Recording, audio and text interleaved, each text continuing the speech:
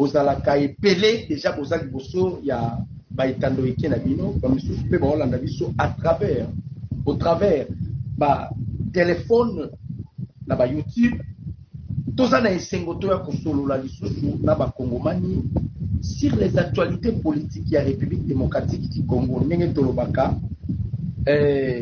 Congo mboka munene makambo ezanga te. J'espère que tozalaki na bino les avant-midi tomemela ki bino basango ya mboka ekolo Congo toye komemela bino lisusu sango ya mboka ya les après-midi tolobaki yango nous sommes au service de notre nation. Bonjour na yo Exaucé Moulinia, bonjour na yo Nzonzani Nzonzo, bonjour na bino bandeko ba congolais tolobaki yango Congo mboka munene makambo ezanga te. Voilà pourquoi c'est important pour la biso ba congolais ya koluka kozala informé na maïnyo so mazali koleka en République démocratique du Congo. Donc nous sommes très heureux ya koya kosolola na bino ba congolais. Nous sommes très heureux ya koya ko partager les actualités où elles assurent fiables en ce qui concerne la République démocratique du Congo.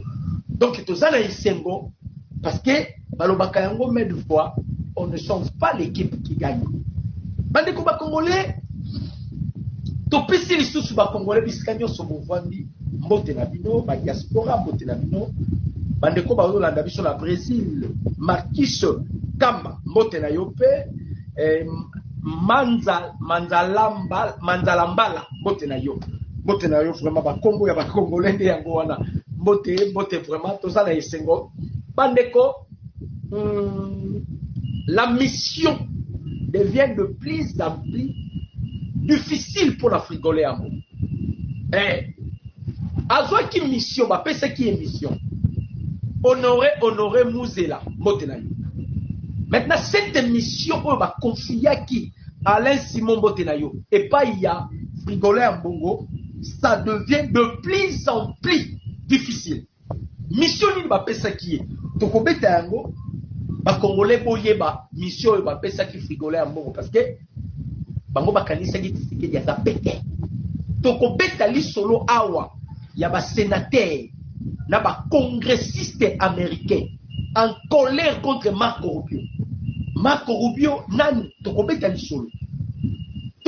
solo ya EAC qui jette l'éponge tourne les dos contre Paul Kagame bisiko bandai ko se ressourcer bisiko bandai ko zo makasi bato nyonso basimba ki makasi ya Kagame ba décider maintenant kotika Kagame tokobeta lisolo bo aimer vidéo bo commenter bo partager ba lien bo aimer vidéo bo commenter bo partager ba lien bande ko ba congolais to ebisaka Kagame loko lekitika ezati Kagame azati to ebisaka Kagame eloko lekitika ezati Kagame ngai koyoka to ebisaki Kagame batu nyonso tende babundisaka na mokili Kagame ngai koyoka te na elaki bino première information c'est que les États-Unis a décidé kolongola ambassade na Rwanda. C'était ça la première information na bino na piège au Museveni banimba sala na Kagame boyebike oyo James Kabarebe tango azalaki non makasi avant comme moribond aza donc to coincé bango sur le plan diplomatique. James Kabarebe aza muta ko solliciter au nom le rôle RDC et ça la réforme au sein de l'armée ce qui va permettre to faire sa formation dans l'armée. Rwanda ennemi à Congo a dit qu'on fait sa formation bato ba on a biso bana biki auto ndengeni bande ko ba congolais ba on a biso bana biki auto ndengeni. Tout ça c'est quoi? Bloqué. C'est ce qui a bloqué ma porte nyonso, ma porte d'entrée nyonso. Au monde ba français balela. Au monde ba pays africains et là. Au monde ba Paul Kagame oyo ba bazwaka Congo passoir balela. Mutu na mutazo lela na kwenda yi. mutu na mutu azolela na coin na ye. Makambo eza lisusu ndenge ezalaki te. Donc tout le monde se retrouve coincé na coin na ye abandi kolela. Yango na yebisi bino mission bapesaki frigole ya mbongo. Mission ekomi suicide. La mission devient suicide. Face à nini? Il y a réalité. Face à la politique comme Konzamboka Memi, baza bloqué. Baza bloqué. Mukonzamboka président Tshisekedi, sauf l'imprévu, les chefs de l'État ont fait la voyage quelque part dans les pays africains ici. Papa n'a pas bien balobi yozo pesa baba l'information voyage à Mukonzamboka eza bien té. Donc, je vous dis seulement que les chefs de l'État ont voyagé à aucun pays, mon pays africain. Mboka wa okende na kolobate parce que papa baloba ki kolobaka te yo yebisa biso ka Konzamboka zo voyager. Mais ko yebisa biso te place wa kokende parce que l'ennemi va aussi en profiter dans le déplacement ya Konzamboka. Là on a vu que le président Tshisekedi est attendu dans un pays pour prendre part à un sommet conjoint de l'Union africaine et de l'Union européenne. Près de 80 chefs d'État et de gouvernement participeront à cet événement de 2 jours, centrés sur le thème promouvoir la paix et la prospérité grâce à un multilatéralisme. Donc les chefs de l'État ont voyagé, ils ont pour prendre part dans le sommet Moroboye, sommet où on les a conjoints. Ils ont sangisana Union européenne, na Union africaine, pour ne pas l'obéir sur le multilatéralisme. Ok, les hommes on a tout bien été. Donc, les documents on a vu que les chefs de l'État ont voyagé. Multilatéralisme, c'est ça, multilatéralisme. Ah, bien. Multilatéralisme effectif. Multilatéralisme effectif. Donc, les chefs de l'État ont voyagé. Ils ont un pays moko Afrique. Oh yo yo, c'est la France. Même France, wana qui est derrière. Rigolé en bongo. France wana a multiplié. Bon ka thème baoloba promouvoir la paix. Promouvoir la paix.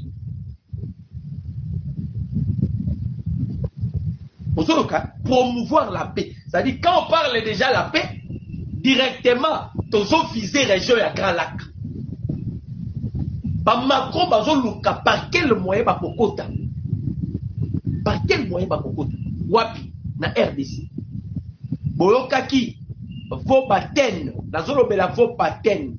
Ne comment quoi à Sala Kéré, lui il pensait que je parlais de Joe Biden. Non, j'ai parlé de vos baten. Vos baten c'est un lobbyiste. Hein? Il y a la République démocratique du Congo, près il y a Donald Trump. Et ça, on m'a dit Rwanda. Rwanda est utilisé pour les lobbyistes. Les lobbyistes, ils ont plaidé la cause. Ils ont foutaillé, ils ont plaidé la cause aux États-Unis, en France, dans les pays Rwanda. Alors, à l'époque, il y a Joseph Kabila, qui n'a pas lobbyiste. Donc, le Congo n'était pas connu. Et l'autre, ils ont connaissance, il y a Congo, ils ont minéré dans le parce qu'au moins, les minéraux na biso, mais sur le plan administratif, Congo est qui conité. Congo est qui conité. Alors, tant que vous Konzamboka yé, n'etoye ko sa les locaux yo, Congo les loyo, tous en ba lobbyiste na biso, o wapi bazo défendre la République démocratique du Congo.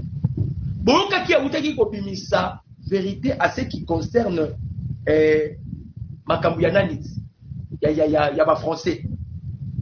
Tant bazo bimisa ba accusation, tous les accusations bazo bimisa à la contre ya Mokonzi ya mboka. Boka ka bimisa ki loko mora lobi ba français na ba belge ba vandi ba sali réunion bazo yebi les États-Unis d'Amérique. Bon, les États-Unis d'Amérique pour ba na Congo, batika Congo eza ya Belgique, eza pe ya ba français. Eloko wana pe esalaki makelele makasi. Alors ya bimisaki eloko wana parce que c'est eloko ezalaki ya kobatama.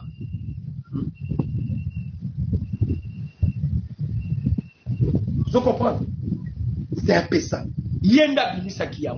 Alors, qu'est-ce qui se passe avec les sénateurs américains, na congressistes américains, oyo, commis lettre, donc ils se sont acharnés contre Marco Rubio. Marco Rubio, c'est lui le patron de la diplomatie américaine. Marco Rubio. Donc, quand on adresse déjà à Marco Rubio, cela veut dire qu'on adresse directement à Donald Trump. Pas ça en colère contre l'administration Trump, contre Marco Rubio, contre les États-Unis, les sénateurs et les congressistes américains. Quand on a bango ezani, bakotisi document, boyo kabande, bakotisi document na document bakomi, baebisi Donald Trump, pardon, baebisi Marco Rubio, botika makambo bozo sala. Qu'est-ce que vous attendez pour châtier Paul Kagame? Qu'est-ce que vous attendez pour frapper Kagame? C'est clair que Kagame a violé l'accord de Washington. Mais pourquoi l'administration Trump, vous êtes incapable d'agir? Voilà, ce sont des sénateurs et des congressistes américains. Balobi Bosenga qui Paul Kagame a retiré ma troupe naïe. Ils ont signé les accords à Washington. C'était le 27 juin. Kagame n'a place à retirer ma troupe naïe à côté de 7000 commandos. Pendant que vous, les États-Unis, vous êtes informés de ça. Ils continuent de tuer au Congo. Ils continuent de violer. Les États-Unis, vous êtes là, vous êtes incapables d'agir.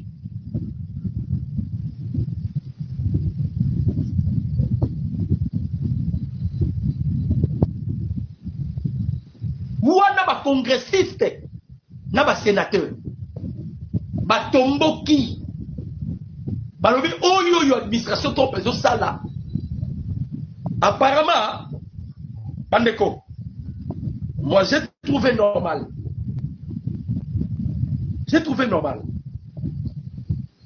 et dans le mutu moko aza na ceinture ya Trump il continue de faire de magouille. Il faut que Donald Trump aille ba makambo. Il s'agit de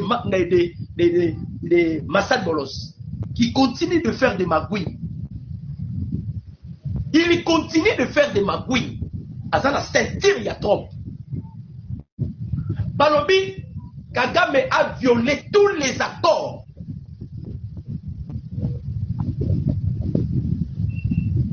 Mais vous êtes incapable d'agir. On a zoloba, bakomeli yango Marco.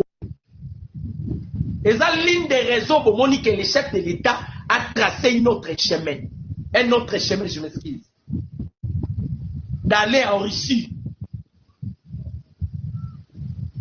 Parce que tout ce qu'on nous demande, nous observons, mais ils sont incapables d'agir. Bande Kotolobarango met de fois. Place ya rouge, Tokoloba rouge, pour ne pas kokota aventure. Pour ne pas kokota tout ça l'aventure. Non. Bandeko. Tango bakomeli Marco Rubio. Bakomeli par rapport ya makambo yo bamonisi. Bakomeli Marco Rubio qui est le patron de la diplomatie américaine. Parce que yende azo gérer administration Trump. Bakomeli bango balobi. Ah, papa. Boyebisi Kagame bimisa batu, mais Kagame kotisi batu.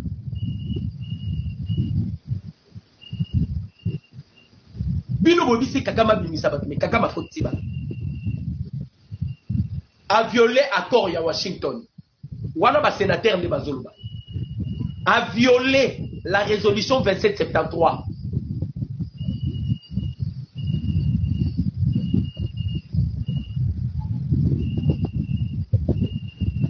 a violé résolution 2773, a violé accord à Washington.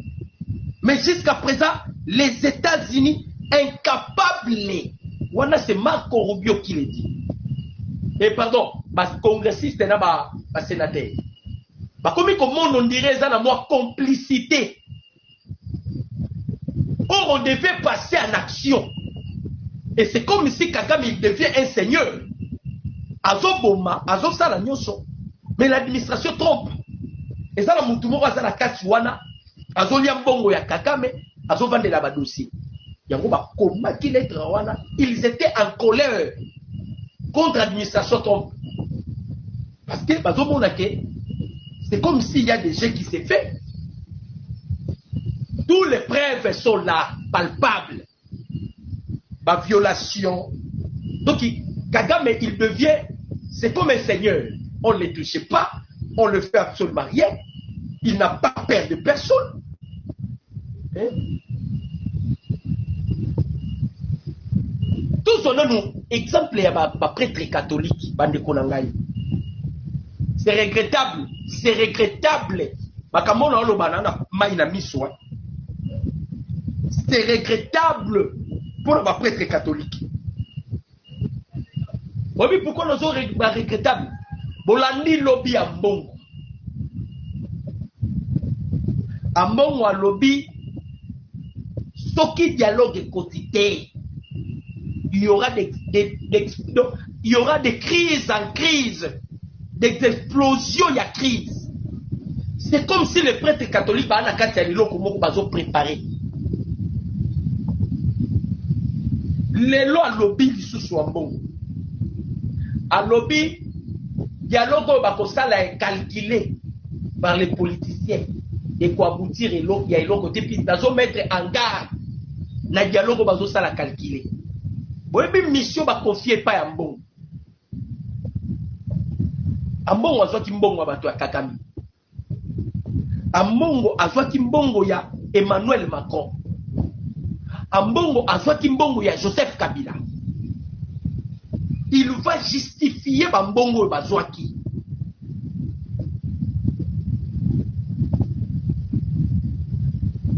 Il faut qu'il justifie Mbongo bazwaki.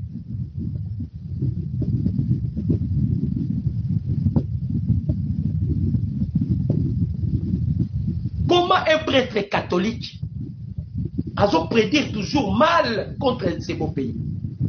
Monsieur Zalakinini. La mission c'était ça l'effort bakotisa dialogue. Dans le l'autre fois, dialogue wana esengele zala inclusif et national. Yango moni babimisaki oyo seki Martin Fayulu. Martin Fayulu aloba que tous os Tshisekedi à côté sa dialogue. Son à côté ce dialogue était, il sera responsable de la conséquence de ce qu'il. Vous ne voyez pas que l'Église catholique, ils veulent tenir en otage toute une nation comme la République démocratique du Congo. Au profit, il y a un intérêt personnel là-bas. Au profit, il y a Mbongo Bazou et pas Macron. Mbongo Bazou et pas, c'est pas, il y a Paul Kagame.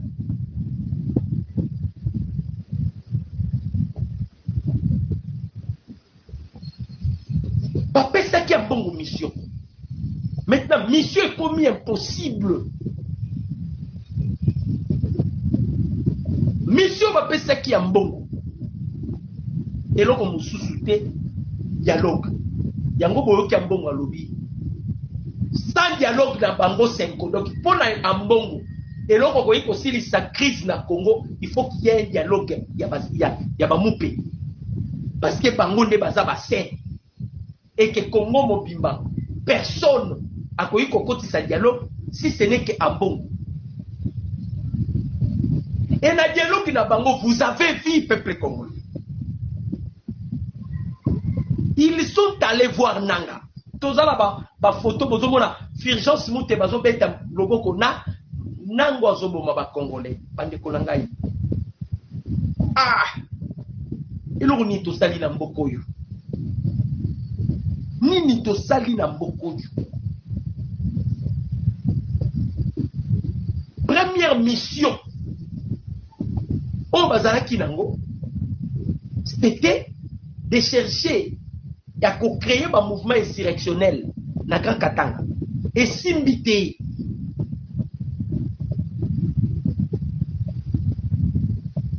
baké na deuxième émission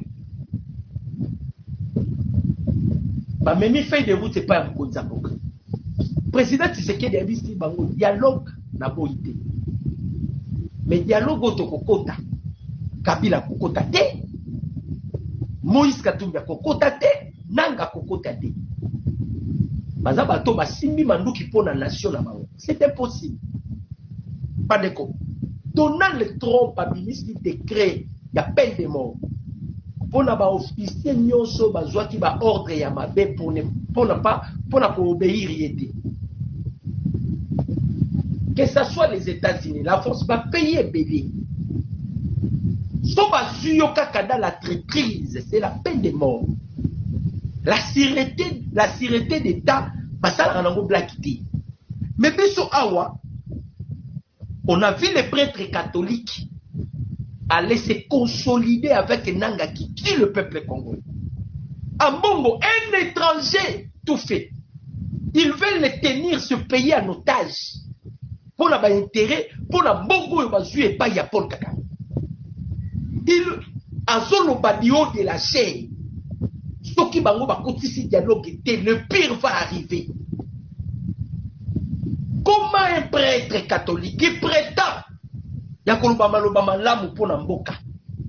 il cherche toujours à lancer un mauvais sort. Gouvernement congolais, la loi canonique, il est qui? Nul n'est au-dessus de la loi.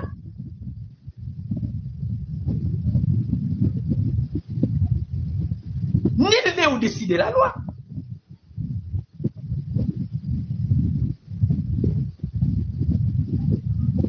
Pourquoi pas on arrête à Bongo? C'est la preuve qu'ils ont un plan B. Alors, Miloko Nyoso Salama Badoa, Washington, sans leur dialogue, il n'y aura pas la résolution. Wana Mbongo, il a dit ça ouvertement, c'était hier. Mais quand je l'ai frappé, l'autre fois, à côté de la plainte Bakanganga, na bosera écoute ko ebisa bino. À côté de la plainte Bakanganga, pour la nina lobi mabe na kombo na. Mais tu es un sataniste Ambo. Vous êtes sataniste. Na bande ko c'est la bato ya plainte wana baya. Vous êtes sataniste. Vous cherchez ma bête pour la Paul Kagame. Bandeko, ce qui te sali blague avec l'église catholique. Ah, Bandeko Nangaï. Nous allons regretter pourquoi Bambongo yo. Mutasala, mutapeta balo yo, Ambongo comme pape. Et ça, Joseph Kabila. Ambongo n'est pas un Congolais. Il n'est pas un Congolais. Pensez-vous qu'un Ambongo, Moutoulopo Ambongo peut se soucier des Congolais? Il fait semblant comme le Corazo compatir Nabat. Bandeko, pensez-vous que Bato Bakoufi na Goma na Bukavu, ce ne sont pas des chrétiens catholiques. Ce ne sont pas des croyants catholiques. Ambongo na Chole, Basata Kunate, Bato Bakoufa, ils ne sont pas là-bas. Bango intérêt na bango. Mbongo. Mbongo. Mission na bango. Macron est derrière ça. Kabila est derrière ça. Paul Kagame est derrière ça.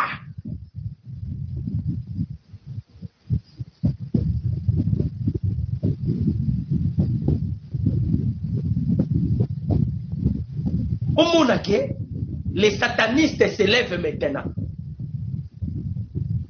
Parce qu'on a besoin à chaque temps. Makila etanga. Wapi na est de la République. Pour ça na bango zalaka makila etanga na Congo. Ndenge makila ezotanga te, apparemment sur le plan spirituel, c'est comme si basali sou na makasite. Ils veulent à tout prix makila etanga. Obengisi ba gêne. Na lobaka eloko en avance. Gouvernement congolais. Bambongo tozo mona londire baza ba eloko te. Baza batu oyo pour bloquer bango. Ambongo doit justifier mbongo bazwa 800 millions. 120 000 et pas Macron. 800 millions et pas ya Paul Kagame.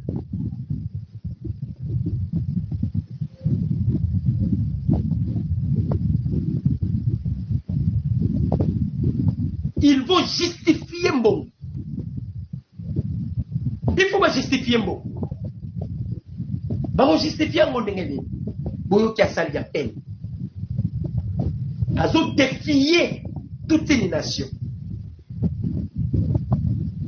Bon, madame, kita. Babylone, on a bino bozo sala et kostimbate. Naïbi Sarabino met de foi. Peuple congolais. Ce que je vous dis est vrai. Avant la chute de Goma et de Bukavu, c'était la visite des Frigolais à Mbongo, na Rwanda.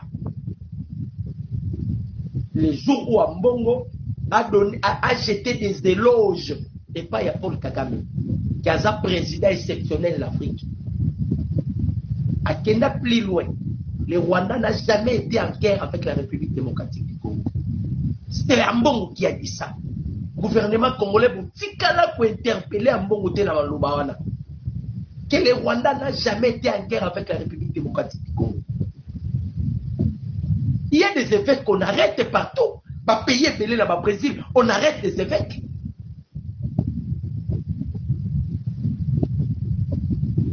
Alors, Rwanda na Congo zalaka na bitumba te.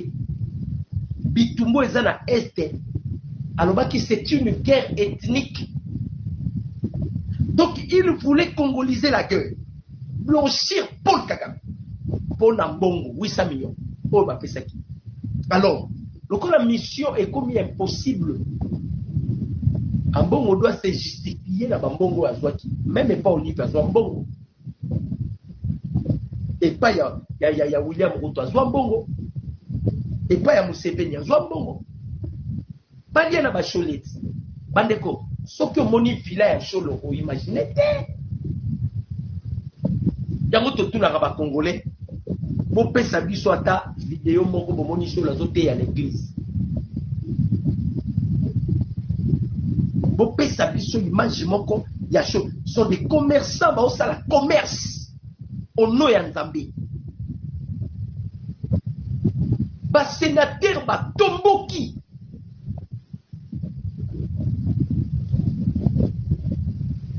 balobi Nyonso Kagame a violé. Maintenant, qu'est-ce que l'administration Trump attend pour agir maintenant? Qu'est-ce que vous attendez pour agir? Parce que Kagame, il devient seigneur de la terre. Il a peur de personne. Il a insulté Trump. Bien que Bakota qui n'a pas réseaux sociaux na bango, baluki ba effacé. Balobo nyonso lobaki après quelques temps ayeko wanga na yango.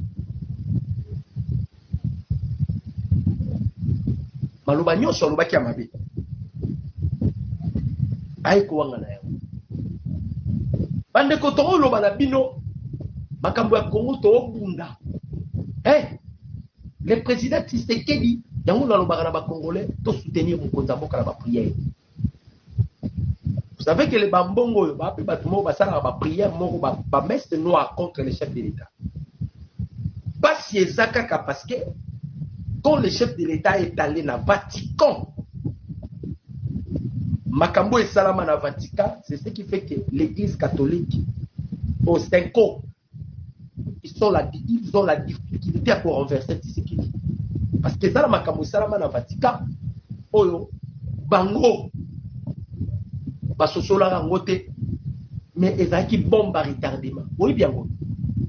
Le chef de l'État qui est na Vatican akutana na pape akomi na Vatican bandeko papa yambi mokonzi ya mboka. Pape quand même c'est une grande personnalité. Oui, de passage qui même attendement à président Tshisekedi. Papa a tellement na kiti na ye. À ceux qui t'envoient céder à Europa Tshisekedi. C'est comme si tu as pris le pouvoir. Il y a Vatican. Tu as remis ça dans la main d'une personne. Parce que qui tu vois, ils ont beaucoup de temps. Mais comment une autorité comme un pape, son éminence, il se met debout, accueillir le Tshisekedi à la question. C'est-à-dire, na yemoko, na mamisu na bango, il avait compris que Dieu a fait avec un esprit supérieur. Et l'autre chose sala que ata bambongo ba pénétrer ba biloko na bango ba osala. Pema. Ata ba pénétrer ba osala pema. Sinon, ils ont fait déjà même des prières que Tshisekedi a couvert. Ils ont fait même des prières. Quand Bomoni va prêtrer, on s'est posé la question. Est-ce que ça peut se faire? N'engeka Ukraine dans la guerre na Russie. Un prêtre ukrainien a fait la messe na Russie. Et bon, on a l'Ukraine. C'est ce qui a été fait ici. Ambongo est allé faire la messe dans Rwanda. Le fidèle catholique